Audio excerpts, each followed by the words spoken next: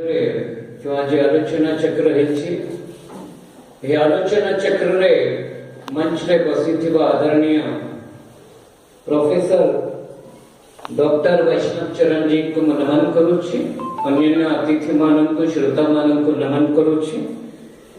एही उद्देश्य रे जो आम जीवनटा कौन से जिनिस को जानिबा पई मोगले कविता माध्यम रे आपनको 2 मिनिट रे सारे 5 मिनिट नुहे जीवनटा कौन निजे जानी पारिबा आसंतु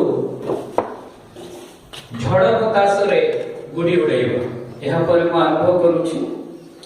रही थिला केते कहिबाकू कथा, रही थिला केते कहिबाकू कथा, मनरे रहिला अभिलाष, नाए संसारे बुझिले केही मु कहूथिबा इतिहास, मु कहूथिबा इतिहास।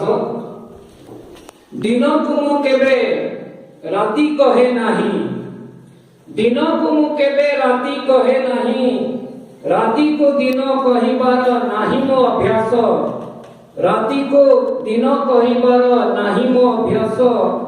एका मोही कोण आनी पारिबी परिवर्तन, एका मोही कोण आनी पारिबी परिवर्तन। आसंतु समस्ते मिसी करिबा प्रयास, आसंतु समस्ते मिसी करिबा प्रयास। निश्चय बदलिबो ए दुर्दिन अमर, निश्चय बदलिबो ए दुर्दिन अमर। रखिबा जेबे आमे निज उपरे विश्वास, रखिबा जेबे आमे निज उपरे विश्वास। नमस्ते।